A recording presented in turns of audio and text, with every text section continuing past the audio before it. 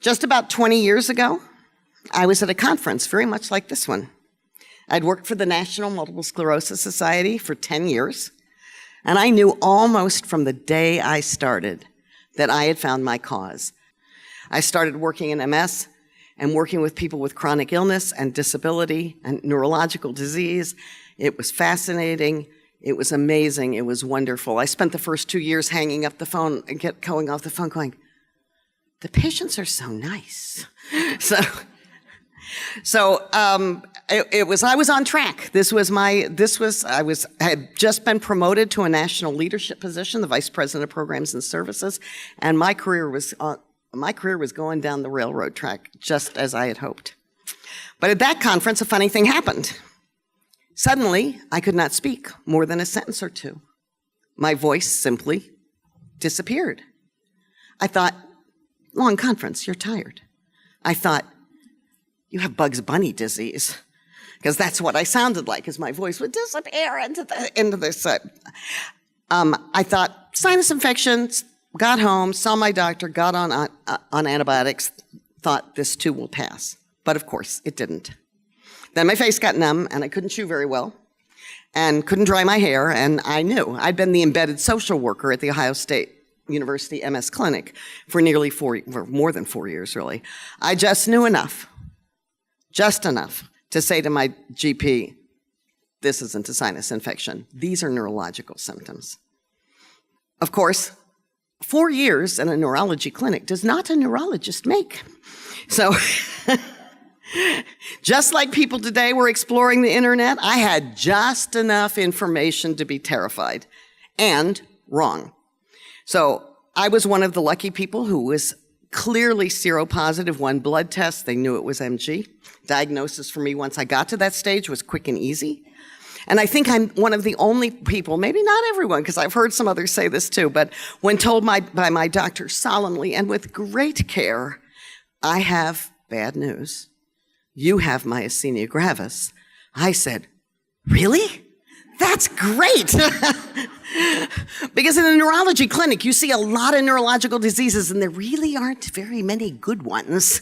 So I had gone down the path to think I had ALS. And so once having been in that dark corner, I was able to turn around, and MG started to sound okay to me. So I was in a unique position. Well, when diagnosed with MG, most of us don't know any neurologists. I knew more than 100 on a first-name basis. But even so, and even with proximity to the significant-sized city of Denver, there were still few options in finding a physician who was a specialist or truly understood myasthenia gravis and MG management. And that is still true today. And it is one of the challenges that MGFA is taking on, expanding our reach with the goal that every person who has MG has access to the specialized quality MG care that they need. And I want you to know our MSAB chair, Robert Ruff, who could not be here today due to his own illness, in fact, has been on a personal mission to find MG specialists in every community around the country and add those people to our MSAB and referral list so that nobody has to be driving 4 states to find somebody who knows something about MG. It's going to take us a little while, but he's on a mission to do it. So each of us has our own MG story. We've heard a lot of amazing ones, some scary ones, some funny ones, but no two of us are alike. And that's why people in the MG community began to say, we're the snowflake disease. True for me too. The next step in my journey was to find out I had a grapefruit-sized tumor of the thymus. It had been spotted on a chest x-ray some 8 years earlier and misdiagnosed as an enlarged heart. So good news, Nancy, your heart is fine. Bad news, Nancy, you have a great big mass in your chest. So, didn't you notice your left lung was out of play? And I was like, I moved to Colorado.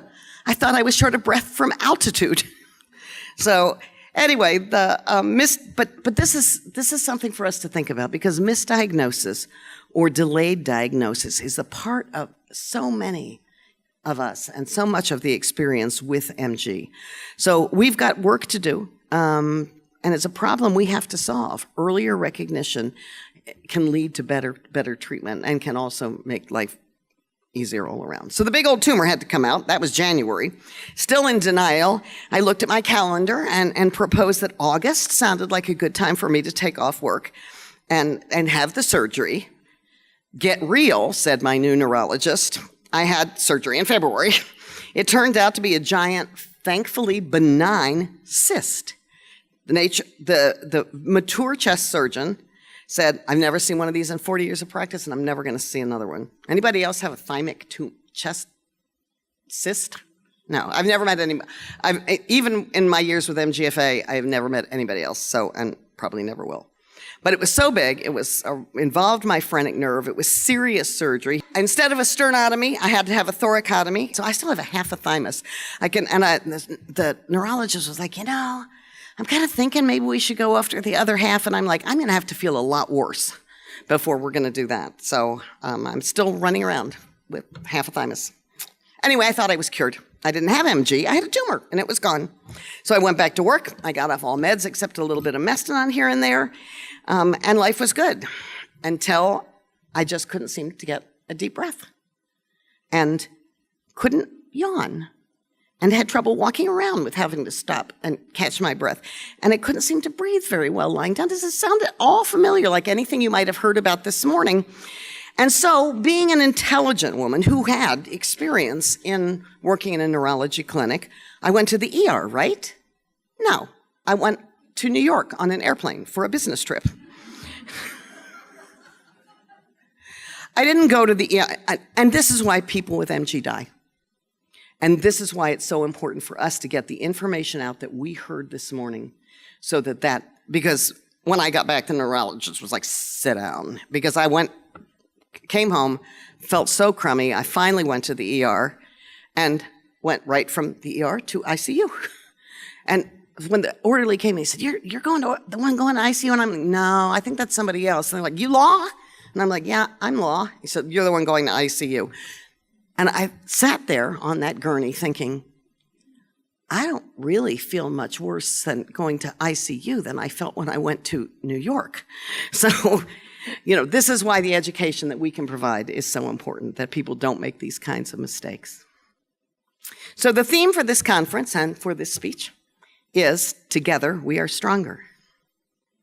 If we embrace this, there is nothing we can't accomplish. We may have weak muscles. We do not have weak will. And we are not weak or ineffectual people. Every single one of you in this room, every single one of us, has a talent or a skill to contribute to this cause. Each of us has a voice and a story to tell. We may be, by definition, living with a rare disease, but that does not mean that we have to accept that it's going to be one that no one understands or cares about. If we, who know what MG can do, don't step up and work together, who will? So like snowflakes, at times we may feel fragile, but together, like snowflakes, we can create a blizzard. We can change the world for people with MG. Cultural anthropologist Margaret Mead observed, never doubt that a small group of thoughtful, committed citizens can change the world. Indeed, it's the only thing that ever has. But it will take all of us. One of the challenges that we face is that there are, we've been through a reorganization. There are a lot of MG organizations out there. This isn't necessarily a bad thing. It means there are a lot of people out there working on making a difference for people with myasthenia gravis. We're, in many cases, working towards many of the same things. But all too often, our efforts are fragmented and even at times redundant. We can't afford that waste. We have to be focused and we have to be stronger together. We can be stronger if we figure out how to work together. We actually did this in the multiple sclerosis community. 8 organizations who had previously barely acknowledged each other's existence, like we didn't notice them, agreed to form an MS coalition. And some pretty interesting things happened. Instead of seeing each other as competitors, we became collaborators around advocacy, around special projects, raising awareness, program delivery and coordination. I believe we are at a time in this organization where we, MGFA, can take the lead in uniting the MG community too.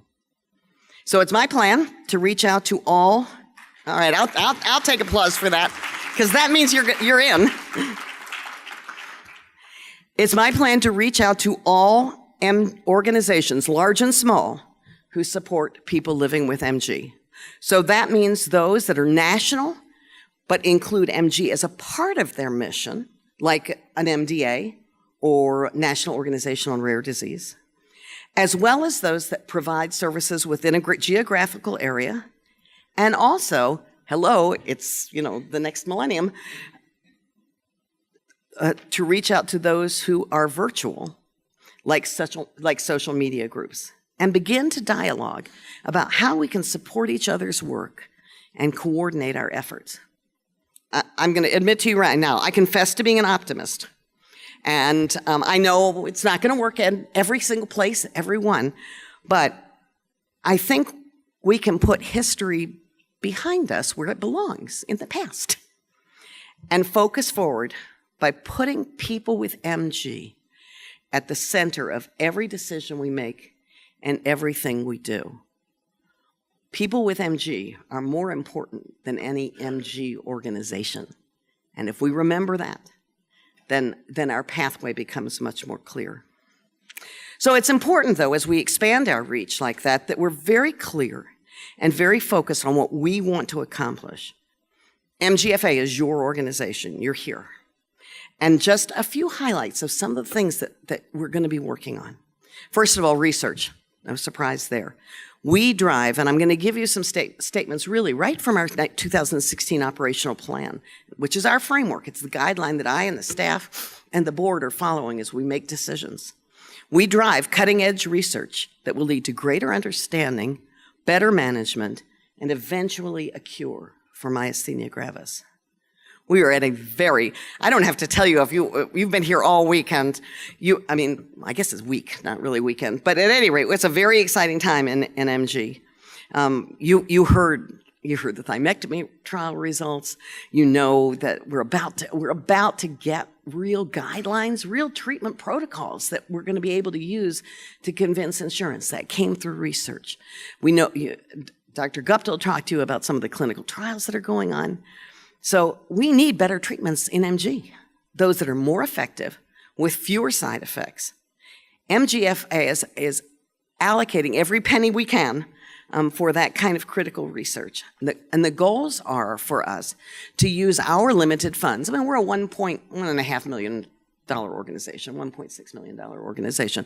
That's a drop. That's nothing in research. But when we take 100,000 here or 100,000 there, and use that to fund seed grants, pilot grants that can begin to help lead to interest from pharma, from NIH, from NINDS, from from even perhaps Department of Defense. The National Mess Society was getting money through the Department of Defense through CDMRP grants. So there's a lot of opportunity out there, and we see ourselves as a catalyst. We see ourselves bringing the brightest and best minds into the field of MG and making sure they get a great start, like Jeff Guptill. So it's pretty exciting, and it fills me actually with great pride to have sat at the table with him today and think about the work that he is doing, and that he was our very first co-funded fellow with the American Brain Foundation. And there are other great ones, too, who are going to come along and be doing excellent work. And the third thing that we really can do, we can bring great scientists together and clinicians to talk about MG and to understand MG better. And that's going to happen at our scientific session this fall. It's going to happen at our international meeting that happens once every 5 years. We think we're going to see more than 400, maybe as many as 5 people, scientists and clinicians at that meeting focused purely on MG, so we're pretty excited about that. Patient services. As a unified organization, we embrace our responsibility to serve people affected by MG no matter where they live. We provide information and connect people with MG to their families to resources and each other for support, education, and access to optimal medical care and wellness. We raise awareness about myasthenia gravis, targeting healthcare providers, legislators, and the general public. We're going to have the best June awareness campaign in the history of MG, I promise you. We have said Tommy Santora working on this, some wonderful group leaders. We're going to knock it out. So get your twibbons ready. And every one of you knows we heard the MG community. We're embracing teal. We're embracing snowflakes. We've already had TV coverage this year in 9 different communities. It's unprecedented. I don't remember that ever happening before. We're also really building our connections around advocacy, advocating for issues important to people living with MG in both the public and private sector, and collaborating with other health organizations to expand our reach and strengthen our voice. We joined Research America this year. We have worked together around Rare Disease Day with the National Organization on Rare Disease. We've lent our support to campaigns from the American Autoimmune Related Disease Association called ARDA. We supported legislation for family caregivers, working on those, and worked with individuals whose insurance has denied critical treatments. So working with our MSAB right now, we're creating template letters that a doctor can take right off our website and fill in your information. But the research is done. Why does IVIG work? Why does that happen here? Why should the insurance company approve CellCept off-label? All of those letters will be available to you to take to your doctor for some of the most common treatments from MG. So we're raising our voices, and we're going to be loud, and we're going to be heard. And of course, this all takes money, and we identify and pursue the most promising research funding strategies to maximize revenue to support our mission. So we know our key awareness strategy is also our key fundraising strategy, and that's our MG Walk. This year, we're going to have walks in more than 35 communities. Rich covered a lot of this. Remember, when I wrote this speech, I thought it was yesterday. So I don't think I'll go over all of that because Rich did such a good job with that last night. But we're working on other fundraising resources too: planned giving, donor development, developing interest from those doing endurance events, as Rich talked about. And we're creating a toolkit. You might have been at the do-it-yourself table today for creative souls who want to do a DIY fundraiser. You want to do a golf event? Have at it. A silent auction or a cocktail party? Thank you. We'll give you the tools to get that started. You want to do a skydiving event or a beer drinking contest? Well, let's talk before you do that. But, so within Risk, we're really willing to let people use their own creativity and do things through their own circle of friends. We adhere to gold standard nonprofit management practices, minimizing overhead while ensuring quality in staffing and efficiency in infrastructure and operations. And this has meant some changes. It's in how we do business. We've changed financial management. We have acquired and we're learning to use a new database that will allow us to know more about our pool of donors and constituents. We've made some adjustments in staff roles. And perhaps the most important of all is leveraging the awesome power of volunteers. Ever since I started this role, I have been overwhelmed by what our volunteers are willing to do and help us accomplish. In addition to the amazing community and support group volunteers who have been such a strong part of this conference, and our walkers and team captains who we heard about last night, we have help from former bankers monitoring our finances. We have meeting organizers doing community programs. We have database and website experts who've looked at our site and tried to help us figure out how to get it all cleaned up. We've got top physicians scientists, nurses, rehab professionals who have unselfishly given their time to us and will continue to do so. We've got PR and awareness expertise. We have smart business people and IT experts.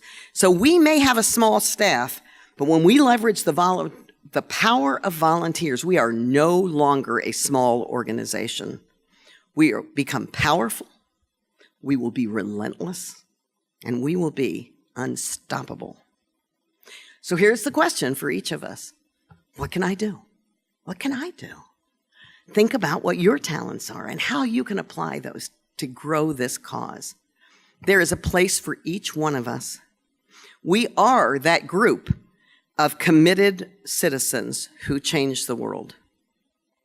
So, you know the ham and eggs story? When it comes to ham and eggs, the chicken is invested. The pig is committed. We will be as committed as the pig, as committed as the person who gets a tattoo. Every one of us can raise awareness, wear your teal, paint your nails with snowflakes, and dare to ask people. If you believe in this cause, ask. Ask them to give. Ask them to help. The late Christopher Reeve said, so many of our dreams at first seem impossible. Then they seem improbable.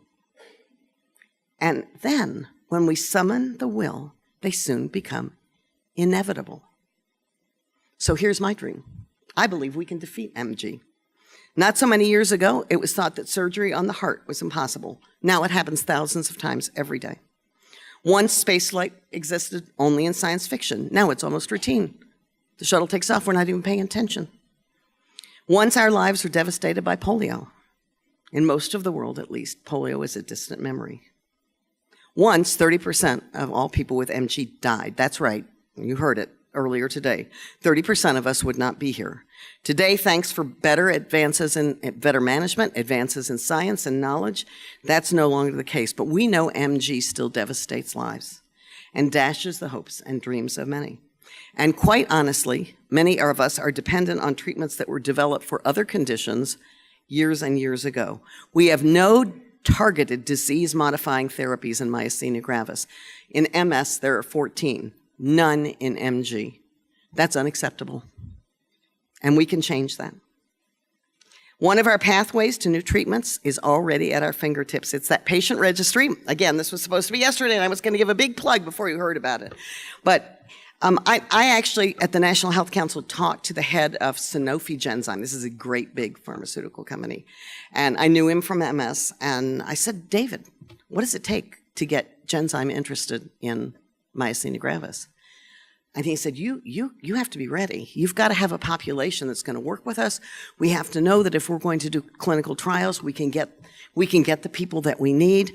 And your patient registry, we know you have a patient registry, and it's a good start. And it's with a great guy, because Gary Cutter, who does the NARCOMS database for MS, is very, very well respected. So he said, grow this resource. So when you get back, if you haven't done it, this is the time to do it. And a couple of things, don't get discouraged. When you hit the first question, when you hit the question that says, what was your ACHR number? And you're like, how the heck do I know? Just keep going. Just don't stop. It doesn't matter if you have blanks. The more people we have in that database, the more valuable it is. We're at almost 1,200 now. I'd like to see us at 2,500 by the end of the year, and I'd like to see us at 5,000 in 3 years, and then we really have a powerful tool. If we work together, I think the dream of better treatments and eventually a world free of MG will, as Chris Reeve said, become inevitable. Together, we are stronger, and together, we can change the world. Together, we will create a world without MG. Thank you.